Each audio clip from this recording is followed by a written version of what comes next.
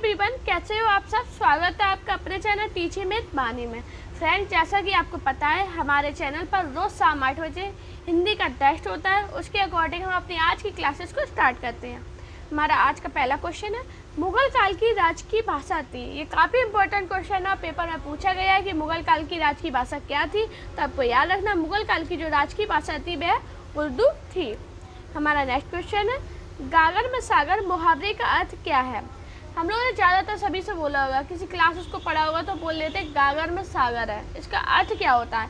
इसका अर्थ होता है संक्षेप में गहरी बात को कहना। हमारा नेक्स्ट क्वेश्चन है, चरण कमल बंदो हरी राई में कौन सा अलंकार है। ये काफ़ी इंपॉर्टेंट क्वेश्चन है, पेपर में पूछा गया है। चरण कमल बंदो हरी राई में कौन सा अलंकार है? तो आपको याद रखना, इसमें रूपक अलंकार है। फ्रेंड, जल्द ही हम आपको अलंकार की क्लासेस लेकर आएंगे, तो ट्रिक के साथ आपको अलंकार पढ़ा देंगे। तो आपके अलंकार की जो प्रॉब्लम है, जो आपको लगता है अलंकार बहुत टफ है और मेरे नंबर सही नहीं जाते, इसमें नंबर कट जाते हैं, तो आप एक बार मेरी क्लासेस पढ़ोगे तो आपको समझ में आ जाएगा अलंकार ज़्यादा कठिन नहीं है। मैं ये नहीं कहूँगी कि ईजी है बहुत, मैंने इसलिए बोला ज़्यादा कठिन नहीं है, ठीक है। तो अभी जल्दी अब मेरी क्लासेस आने वाली है। हमारा नेक्स्ट क्वेश्चन है, श्रद्धा किस कृति की नायिका है। जो श्रद्धा है ये कामायनी कृति की नायिका है। हमारा नेक्स्ट क्वेश्चन है, भारत की किस भाषा को इटालियन ऑफ द ईस्ट कहा जाता है। तो भारत में कौन सी भाषा को कहा जाता है? तेलुगु भाषा को इटालियन ऑफ द ईस्ट कहा जाता है। काफ़ी इंपॉर्टेंट क्वेश्चन है ये, पेपर में पूछ सकते हैं कि इटालियन ऑफ द ईस्ट किसे कहते हैं। तो आपको याद रखना, वह तेलुगु को कहते हैं, तेलुगु भाषा को। हमारा नेक्स्ट क्वेश्चन है, तुलसीदास ने अपनी रचना में किसका वर्णन किया। देखो, तुलसीदास आ जाए तो आप आंख बंद करके राम लगा देना, राम की रचनाओं का इन्होंने वर्णन किया है। हमारा नेक्स्ट क्वेश्चन है, भारत भारती काव्य के रचयिता का नाम है। तो भारत भारती रचयिता कौन है? मैथिली शरण गुप्त। हमारा नेक्स्ट क्वेश्चन है, मनोविश्लेषणात्मक शैली के उपन्यासकार कौन है। तो मनोविश्लेषणात्मक शैली है, इसके उपन्यासकार ईलाचंद जोशी हैं। काफ़ी इंपॉर्टेंट ये क्वेश्चन है। हमारा नेक्स्ट क्वेश्चन है, देवनागरी लिपि है। ये देवनागरी लिपि कैसी है? तो आपको याद रखना, अक्षरात्मक है। देवनागरी लिपि के अक्षर हैं। हमारा नेक्स्ट क्वेश्चन है, आंसू का बहुवचन क्या होगा। तो आंसू का बहुवचन, ये काफ़ी इजी क्वेश्चन है, लेकिन पेपर में पूछा गया तो मैंने सोचा आपको बता दें। आंसू में कौन सा बहुवचन है? तो आंसुओं वचन बहुवचन होगा। हमारा नेक्स्ट क्वेश्चन है, रामधारी सिंह दिनकर में किस रस के कवि माने जाते हैं। जो रामधारी सिंह दिनकर है ये वीर रस के कवि माने जाते हैं। काफ़ी इंपॉर्टेंट क्वेश्चन है, पेपर में पूछा गया 2 से 3 बार। हमारा नेक्स्ट क्वेश्चन है, बैर क्रोध का अचार या मुरब्बा है, यह कथन किसका है। बैर क्रोध का अचार या मुरब्बा है, यह कथन किसका है? इसका कथन है आचार्य रामचंद्र शुक्ल का। काफ़ी इंपॉर्टेंट ये कथन है। हमारा नेक्स्ट क्वेश्चन है, साखी के रचयिता हैं। साखी के रचयिता कबीरदास जी हैं। हमारा नेक्स्ट क्वेश्चन है, ज्ञानपीठ पुरस्कार पाने वाले हिंदी के प्रथम साहित्यकार हैं। तो जो ज्ञानपीठ पुरस्कार पाया था वो सबसे पहले किसने पाया था? सुमित्रा नंदन पंत ने। हमारा नेक्स्ट क्वेश्चन है, समांतर कहानी के प्रवर्तक कौन थे। तो समांतर कहानी है उसके प्रवर्तक कमलेश्वर थे। हमारा नेक्स्ट क्वेश्चन है, हिंदी के पश्चात भारत की दूसरी सर्वाधिक बोली जाने वाली भाषा कौन सी है। इसका राइट आंसर है बांग्ला। बांग्ला बोली जाती है। हमारा नेक्स्ट क्वेश्चन है, महाभोज रचना की प्रधान समस्या को उजागर करने वाले विकल्प को चुनिए। तो इसके विकल्प मैं आपको बता दूंगी, मैं इसमें बताना आपको भूल गई हूँ। मैं चाहती थी लिखना, लेकिन मेरे दिमाग से निकल गया। तो इसका राइट आंसर है राजनीतिक समस्या। हमारा नेक्स्ट क्वेश्चन है, तरनी तनुजा तट तमाल तरवर बहु छाया में कौन सा अलंकार है। बचपन का फेवरेट उदाहरण, जितने भी लोग होंगे उन्हें सभी ने ये उदाहरण जरूर याद किया होगा। तरनी तनुजा तट तमाल, ये किसका है? अनुप्रास अलंकार का उदाहरण है। हमारा नेक्स्ट और बहुत ज़्यादा इंपॉर्टेंट क्वेश्चन है, पेपर में जाने कितने बार पूछा गया कि प्रेमचंद के अधूरे उपन्यास का नाम क्या है।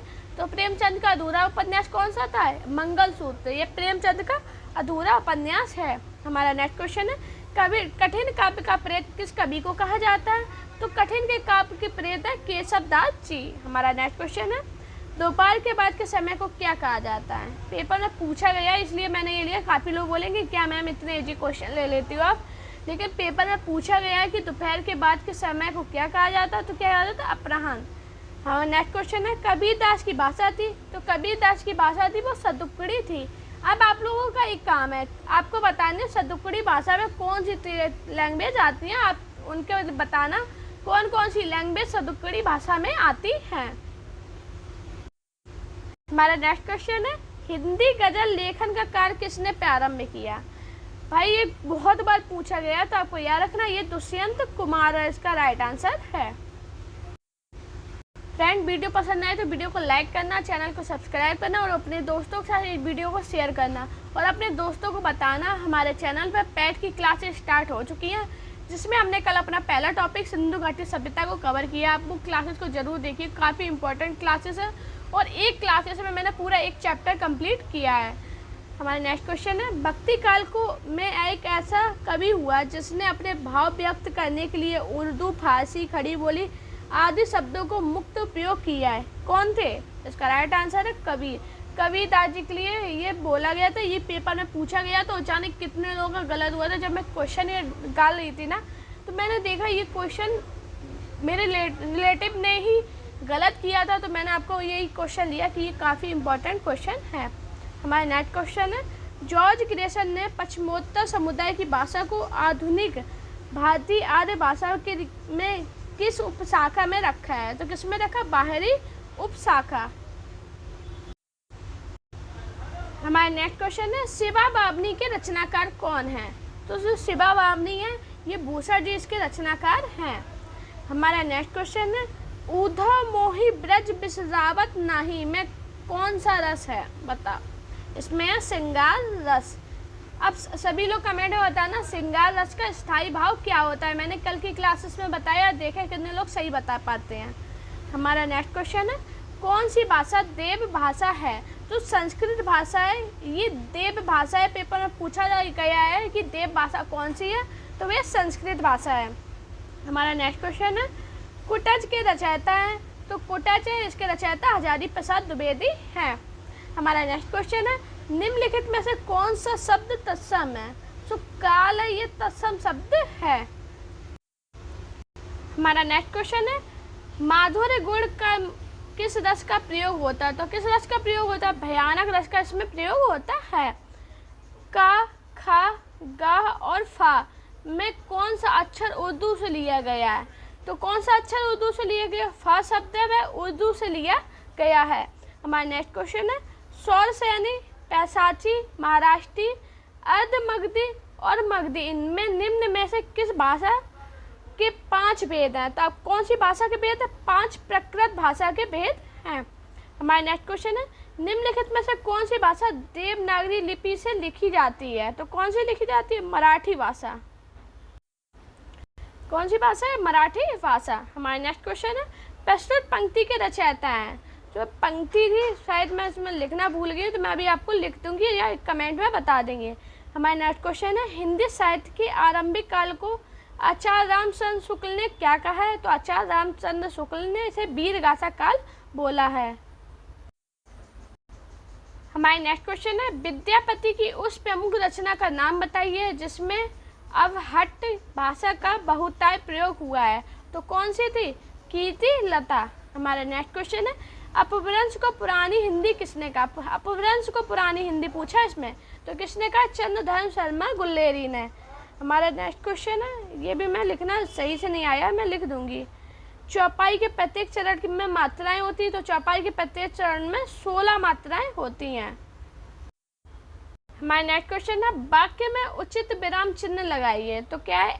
MA B.Ed पास किया। तो इसमें क्या था? MA के बाद लिखते हैं, B.Ed में लिखते हैं, कैसे लिखते हैं? B.Ed। तो क्या है? ऐसे लिखा जाएगा। इसका राइट आंसर है MA B.Ed। हमारा नेक्स्ट क्वेश्चन है, भूषण किस रस के कवि थे? तो भूषण देव वीर रस के कवि थे। हमारा नेक्स्ट क्वेश्चन है, तोड़ दी पत्थर कैसी कविता है? ये काफ़ी इंपॉर्टेंट कविता है, पेपर में काफ़ी बार पूछी गई है। तो कैसी कविता है? यथार्थवादी। हमारा नेक्स्ट क्वेश्चन है, अनाम दास का पौधा उपन्यास के रचयिता हैं, तो कौन है? हजारी प्रसाद द्विवेदी। हमारा नेक्स्ट क्वेश्चन है, भिखारी दास की रचना का नाम है, तो भिखारी दास की कौन रचना का नाम क्या है? काव्य निर्णय। हमारा नेक्स्ट क्वेश्चन है, हिंदी खड़ी बोली किस अपभ्रंश में विकसित हुई? जो हिंदी खड़ी बोली है ये सौरसेनी अपभ्रंश में विकसित हुई है। हमारा नेक्स्ट क्वेश्चन है, कितने पाकिस्तान नामक उपन्यास के लेखक है? काफ़ी इंपॉर्टेंट है, ये क्या है? कमलेश्वर। कमलेश्वर इसके लेखक हैं। कितने पाकिस्तान नामक उपन्यास के लेखक। हमारा नेक्स्ट क्वेश्चन है, निम्न में से उन्हें किन्हें राष्ट्र कवि कहा जाता है? राष्ट्र कवि पूछा तो किसे कहा जाता है? रामधारी सिंह दिनकर को। हमारा नेक्स्ट क्वेश्चन है, निम्नलिखित भाषा में कौन सी भाषा उत्तर प्रदेश में नहीं बोली जाती है? तो आपको पता ही होगा मैथिली भाषा है वह उत्तर प्रदेश में बोली नहीं जाती है। अब आप लोग कमेंट में बताएं ना मैथिली भाषा कहाँ पे बोली जाती है, देखते हैं कितने लोग सही बता पाते हैं। हमारे नेक्स्ट क्वेश्चन है, रहीमन पानी राखी है बिन पानी सब सून में कौन सा अलंकार है? ये भी हम लोग का फेवरेट एग्जाम्पल है, बचपन में यही याद किए थे, एक तरनी तनु द तट तमाल और रहीमन पानी राखी है, इसी में पास हो गए। तो इसका राइट आंसर क्या है? श्लेष। फ्रेंड, अगर आपको मेरी वीडियो पसंद आई हो तो वीडियो को लाइक कीजिए, चैनल को सब्सक्राइब कीजिए और अपने दोस्तों के साथ वीडियो को शेयर कीजिए। Thank you guys watching this video.